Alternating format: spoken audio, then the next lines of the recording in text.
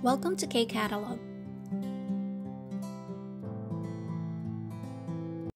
KIIP Level 1 Unit 18 ng workbook, nasa grammar or Munbo part tayo. So, quick review lang tayo. We have verb or adjective plus the grammar, geo. Ano ulit yung gamit ng grammar na to? You use this grammar when you're trying to confirm something that you already know doon sa kausap mo. So, sa Tagalog, ito yung ating mga expression na hindi ba? O kaya naman ay tama ba? O kaya naman, di ba? Yan. So, sa English, is that right? So, dito sabi, daong pure wansong haseyo, complete daw natin yung table. So, yung rule ni Gio, madali lang. So, drop mo muna yung mga da. Again, applicable siya for adjective and verb, no? Pag na-drop mo na yung mga da, you simply add Gio. So, hindi mo na kailangang i-check kung nag-end ba siya sa consonant or sa vowel. Just add Gio. So, mashita, mashit Gio. And again, lagi siyang naka-question form. Kasi nga, kino-confirm mo yung alam mo na. Okay? Chemita, chemit, Gio. So, hindi ko na po isusulat, no? Chemit, tapos dadagdag lang si Gio. Kda, k Gio. Yolda, yol Gio. Joahada, joaha Gio. Himdelda, himdel Gio. Aramdapta, aramdap Gio. Manada, mana Gio. Yan. So, parang ibig sabihin yan, mashita, mashit Gio. Masarap, di ba? Chemita, it's fun, right? Masaya, di ba? Or interesting, di ba? K Gio, malaki, hindi ba? Yol Gio, bukas, di ba? Chuwaha Gio, gusto mo, di ba? Himdel Gio, ang hirap, di ba? Or ang hirap, no? Tapos, aramdap Gio, ang ganda, di ba? Yan, manna Gio, magkikita tayo, di ba? Yan, so ganun po yung Gio na grammar. Ngayon, i-apply natin si Gio. So, sabi sa instruction natin, 보기와 같이 대화를 완성하세요. So, complete daw natin yung conversation habang tinitingnan natin yung example. So, kung paano yung ginawa dito, ganun din yung gagawin natin for 1, 2, 3, and 4. So, dito, Angela 씨, 오늘 춥지요? So, ano ibig sabihin nun? Angela, ang lamig ngayon, di ba? Again, yung Gio is confirming, no? Di ba? Tama ba? Malamig, tama ba? Ganyan. So, yung word na binigay sa atin is chupta. Chupta is hyongyongsa or adjective. Okay? So, again, applicable si Gio kay verb and adjective. So, chupta, drop mo lang si da and add Gio. Yan. So, chupjiyo. Sagot ni Angela, ne, 너무 추워요. Nga, sobrang lamig nga po, sabi niya. So, try natin number 1. We have Yolda. So, drop si da. And then, add lang natin si Gio. So, magiging Yolgio. Tapos yung question mark, ito na siya.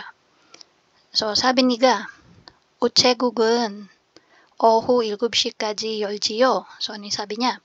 Yung post office, 7 hanggang 7 p.m. Bukas, tama? Or, hindi ba hanggang 7 p.m. bukas yung post office? Pwede din yon. So, ano yung sagot ng kausap? 아니요, 오후 6시에 문을 닫아요. So, kinorek siya. Sabi niya, hindi, 6 p.m. sarado na. Okay, number 2. 힘들다. Magiging 힘들지요.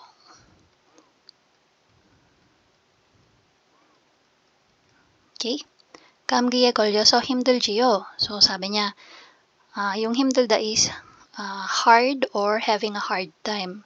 Kasi, 감기 걸려서 it means nadali ng sipon. So, kapag ikaw ay may flu, syempre, pwedeng meron kang, nasa mahirap na sitwasyon ka, pwedeng nilalagnat, masakit yung iyong mga kasukasuan. So, tinatanong niya, kino-confirm niya, mahirap ang madali ng sipon, 'di ba? Yung sagot ng kasama niya, 아니요, 지금은 괜찮아요. Sabi niya, hindi po, ngayon po, okay na ako. Sabi niya. So, baka yung kausap niya ngayon is hindi na nakakaramdam ng sobrang sakit or hindi na siya much pain kaya nasabi niya na okay na siya. Number 3.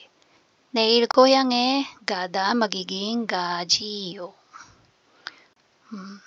Bukas pupunta ka ng iyong probinsya, 'di ba? Yan. So pupunta ka na bukas ng iyong probinsya, 'di ba? Again, gohyang hometown. Sagot ng kausap niya, 네, 아침 10시 비행기예요. Opo.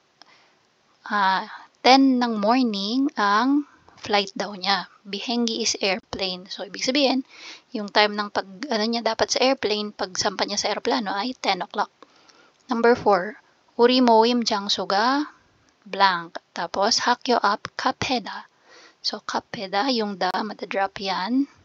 And then, as is, 학교 앞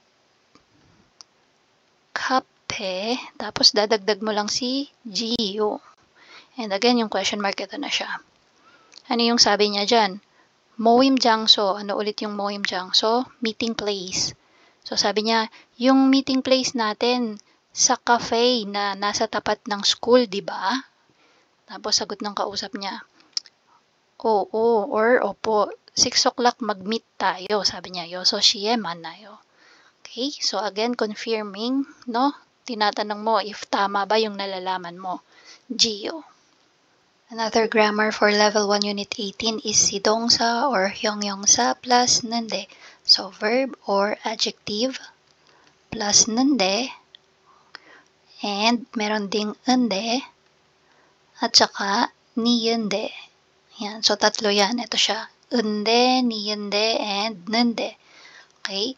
So, dito, may nakalagay sa parenthesis, no? Dejo. Again, ano yung ibig sabihin ng dejo? Contrast. Okay? So, bakit may ganyan? Again, si nende, itong grammar na to, madami siyang pwedeng maging gamit. So, pwede siyang however, but, minsan naman pwede siyang that's why, and, yan. So, pwedeng kreso, grigu, hachiman, depende sa sitwasyon. Okay? So, para hindi malito yung mga nag-aaral, ang ginawa ng book ng KIIP is inisa-isa nila. So, dito sa level 1 unit 18, ginawa muna nila yung contrast. Okay? So, kapag merong contrast between sa first statement and second statement mo. So, yung gamit niya dito is yung however or but. So, pwede nating isipin katumba siya nung hajiman na grammar. Okay? So, instead of sabihin mo na hajiman, sabihin mo nende. Okay, so yung rule niya is medyo nakakalito din kasi tatlo yan eh. So, quick review tayo. Kapag ang word mo is verb, kapag ito ay dongsa, and may isa pa, hindi lang dongsa, kapag ang word mo ay nag-end sa ita or opta, yan, so tatlo siya, no? Ilisin natin yung da, it and op. It, op. Ayan, kapag itong tatlo, dongsa, yung mga verb, tapos yung mga words na may it or op, ang gagawin mo is, dadagdagan mo lang siya ng nende. Okay, so hindi mo na kailangang i-check kung nag-end ba siya sa vowel or sa consonant. Tapos, kapag si word mo ay adjective or hyongyongsa, dito mo siya kailangang i-check kung nag-end ba siya sa vowel or consonant. So, kapag may batchim siya or nag-end siya sa consonant, you add ende. Pero kung wala naman siyang consonant, nag-end siya sa vowel, you add niyende. Okay? So, try natin. So, gibbonhyong is basic form. Tapos, andito yung mga pagpipilian. Jokta. So, jokta is hyongyongsa. Adjective. Ibig sabihin, konti, little. So, drop mo si da. Again, kapag hyongyongsa, consider mo yung ending niya, kung may batchim ba siya or wala. Meron, may giyok batchim tayo. So, consonant giyok, kaya ende yung dadagdag natin. So, magiging jogende. Next, biga oda, drop mo si da. Oda, verb siya, no? So, magiging onende. So, biga, di ko na isusulat, biga, tapos yung onende na lang, onende. Again, kapag verb, ayan, so, nende. Mamaya na yung may mga stars, mga irregular verbs. Dito tayo, juwahada, again, verb. Magiging 좋아하는데. 짧다, adjective, 형용사 siya kaya magiging may 받침 na biyup, so 은데. Yan, again, double check nyo lagi to kapag 형용사, tapos kapag 동사. Next, 시원하다. So again, 형용사 ulit ito, adjective. It means cool or fresh. Yung hangin. Fresh ang hangin or cool ang hangin. So adjective siya. So drop mo si da. Dahil adjective, consider mo yung final niyang letter. So 시원하. So walang 받침. Kaya ni은데 yung ilalagay mo. 시원한데. Yan. Next, dito nang may mga stars or irregular. So dito, 덥다. Anong nangyari? 더운데. So ano yung dapat natin i-consider kapag yung word natin ay end sa biyup 받침. So ginagawa siyang u muna. Tapos tsaka mo i-check kung alin dito yung idudugtong mo. So 덥다, this is 형용사, adjective siya. So ginawa mo na siyang do-u. Okay? Naging do-u. Tapos, dahil nag-end siya sa vowel u, wala siyang 받침, ni은데 yung nilagay sa kanya. So, naging do은데. Okay? So, ano pa ba yung word natin na may biyup? Ito, 어렵다. So, drop mo si da, ano yung matitirang 받침 niya? Biyup. So, magiging 어려 u muna. So, yung biyup, gagawin mong u.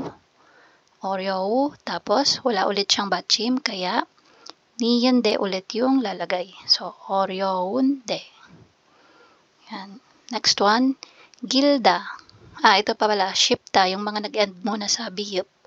So, same. Dahil biyup yung final 받침 niya or final consonant, then magiging shwi tapos u. At dahil nag-end siya sa u vowel, ni은데 ulit yung ilalagay. 쉬운데. So, dito na tayo sa gilda at 만들다. So, itong mga words na to ay nag-end naman sa real na 받침. So, after i-drop si da, yung natira is yung real 받침 sa baba. So, paano yung magiging format nila? Madadrop yung real. Okay? So, yung real na 받침 mawawala. So, magiging gi, tapos dahil nag-end siya sa i na vowel, ni은데, gin데. 만들다 magiging 만드, and dahil yung kanyang final letter, ni은데 lang ulit siya. Okay, 긴데, 만든데. Yan, so ayan po yung ating table for 는데. Now apply natin si 은데, ni은데, and 는데 na grammar. Again, yung gamit niya dito is yung 대존, 대조, which is contrast. So, 하지만, okay, but, or however. Okay, so tingnan 나는 그림을 보고 보기와 같이 문장을 완성하세요. So, tingnan daw natin tong example. Sabi, 머리가 길다. So, ibig sabihin, long hair, mahaba yung buhok. Sino? Si Angela, mahaba yung buhok. 머리가 짧다, maiksi naman, short hair. So, may pinagko-compare or contrast, no? So, si Angela, mahaba yung buhok. Si Anais, maiksi. So, ano yung sabi? Angela 씨는, yan, si Angela daw ay mahaba ang buhok. 머리가 긴데, Anais 씨는 머리가 짧아요. So, ano ibig sabihin nun? Si Angela, mahaba ang buhok, pero, again, yung but or however natin. Si Anais naman ay maiksi ang buhok. Angela has long hair. However, Anais has short hair. Try natin yung number 1. So, we have Hyung. Hyung is si kuya. Okay? Si brother. And then, Dongseng is si little brother. Yung kapatid na lalaki. So, kiga kuda, kiga jakta. So, may contrast, no? Dito, matangkad. Dito naman, hindi matangkad. Maliit. Or ano yung height niya. Kinulang ng height. So, sabi, Hyungun. So, si kuya daw ay, ano yung kay kuya? Matangkad. Hyungun, kiga, tapos, san dinugtong si grammar na unde, niunde, nende dun sa una. Okay, dun sa first statement mo. So, dito, moriga gilda, ginawang moriga ginde. So, consider mo dapat yung mga rules, no? Dito naman, so, dito natin siya idadagdag kay kuda. So, magiging ku, dahil wala siyang batchim, niunde yung lalagay natin. Kiga kunde, tapos, dongseng. Yung kapatid naman, dongsengen, kiga, tapos si jakta, tinransform lang to present form. 작아요. Yan. Next one, number 2. Si Huwen at si Minsu. Huwen 씨는 바다를 좋아하다. magiging 바다를 좋아하. Again, yung 좋아하다 is verb, okay?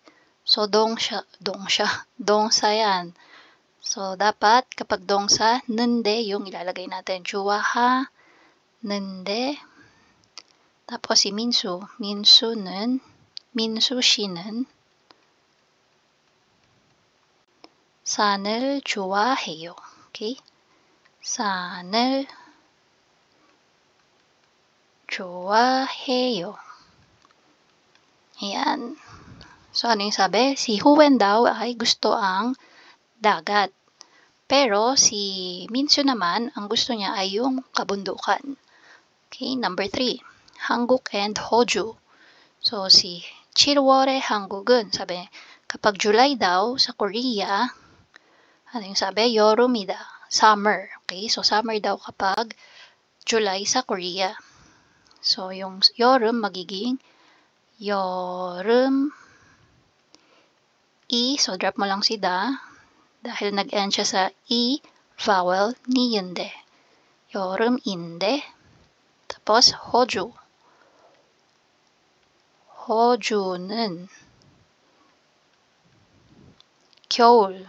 Okay? 겨울. Tapos gagawin mo lang siyang present form. Yung 겨울이다 magiging 겨울이에요. Yan. So, kapag summer sa Korea, sa Australia ay winter. 7월에 한국은 여름인데 호주는 겨울이에요. Sabi niya kapag July sa Korea ay summer, pero sa Australia naman ay winter. Okay, so again, yung gamit ni nende dito is yung pero or kaya lang, however or but. Okay? And that's it. If you find this video helpful, please hit the like, share, and subscribe button. So I still hope to see you in the upcoming videos, and again, thanks for watching.